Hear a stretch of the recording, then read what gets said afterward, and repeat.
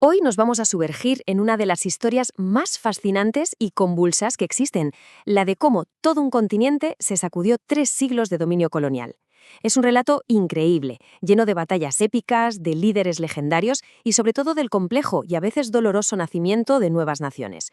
Y esta es la gran pregunta, ¿verdad? ¿Cómo es posible que un imperio que parecía eterno, que llevaba 300 años en pie, se viniera abajo de una forma tan rápida?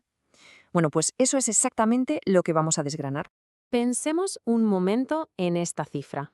300 años. Es que son generaciones y generaciones de personas que nacieron, vivieron y murieron bajo el dominio español.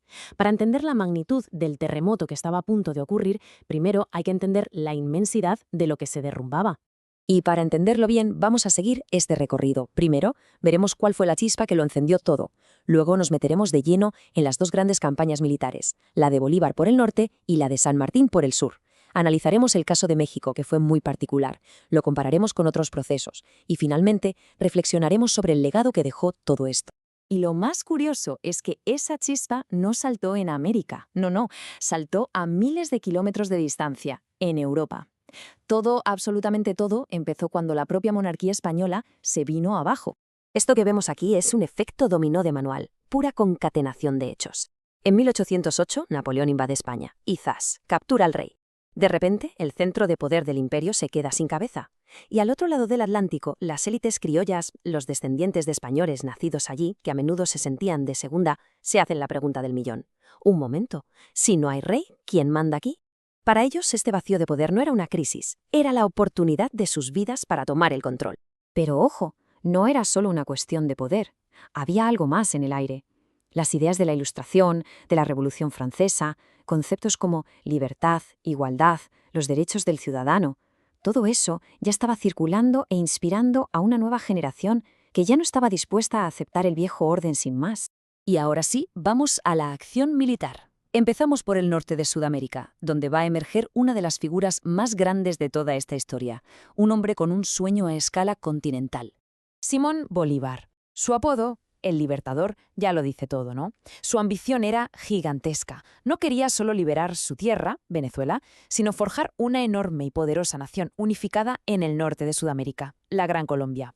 Su campaña fue meteórica. Se lanzó contra el virreinato de Nueva Granada, que era uno de los pilares del poder español. Y el punto de inflexión fue la decisiva Batalla de Boyacá, en 1819. Esa victoria le abrió las puertas para cumplir su gran sueño, fundar la Gran Colombia, una especie de superestado que unía los territorios de lo que hoy son Colombia, Venezuela y Ecuador. Muy bien, pues mientras Bolívar avanzaba imparable desde el norte, en el sur se estaba gestando otra ofensiva, liderada por otro gran estratega, que preparaba una de las hazañas militares más espectaculares de la historia. Y aquí los tenemos, frente a frente, Bolívar y José de San Martín. Dos líderes, dos ejércitos, dos estilos muy diferentes, pero un único destino: liberar el continente. Mientras Bolívar apostaba por la guerra relámpago en el norte, San Martín, desde el sur, era todo estrategia, planeando una maniobra épica, casi una jugada de ajedrez. El plan de San Martín empezó a tomar forma en Buenos Aires, con la Revolución de Mayo. Desde allí, construyó pacientemente el famoso ejército de los Andes. Su idea era una genialidad. En lugar de un ataque frontal, cruzaría la inmensa cordillera de los Andes para caer por sorpresa sobre los realistas. Y lo consiguió. Liberó Chile después de la batalla clave de Maipú y dejó el camino libre para atacar el mismísimo corazón del poder español. Y ese corazón, ese último gran bastión, era el Virreinato de Perú. Lima era el centro neurálgico del poder realista en toda Sudamérica. Así que la situación era increíble. El ejército de Bolívar bajando desde el norte y el de San Martín subiendo desde el sur, y ambos con la mirada puesta en el mismo objetivo. Perú era la pieza final del puzzle. Pero, un momento, porque no todos los procesos fueron iguales, ni mucho menos. Viajamos ahora a México, al antiguo virreinato de Nueva España. Allí la historia fue muy diferente, con un carácter mucho más popular, más social, desde el principio.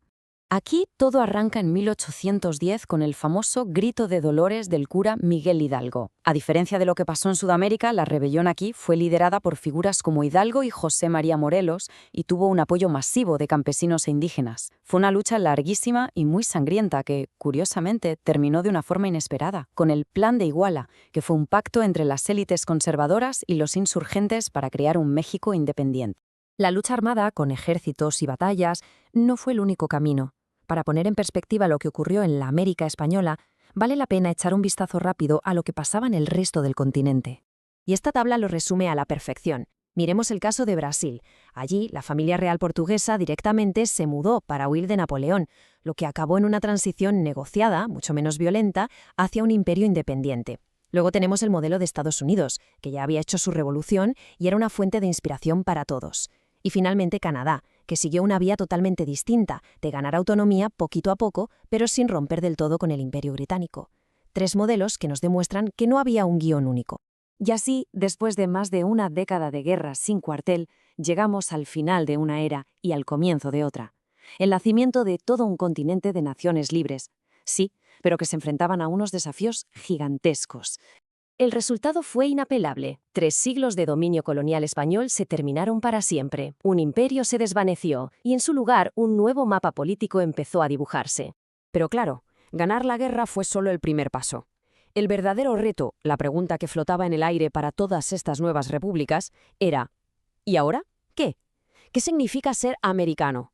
¿Cómo se construye una identidad nacional propia sobre las cenizas de un pasado colonial compartido, pero con enormes divisiones internas? Ese fue el gran desafío que marcó todo el siglo siguiente.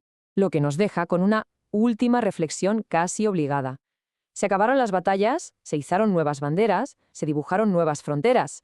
Pero con la desigualdad social, la inestabilidad política y las luchas internas que vinieron después, uno no puede evitar preguntarse, ¿empezó realmente ese día la verdadera libertad para toda la gente que vivía allí? Es una pregunta que, de alguna manera, sigue resonando con fuerza.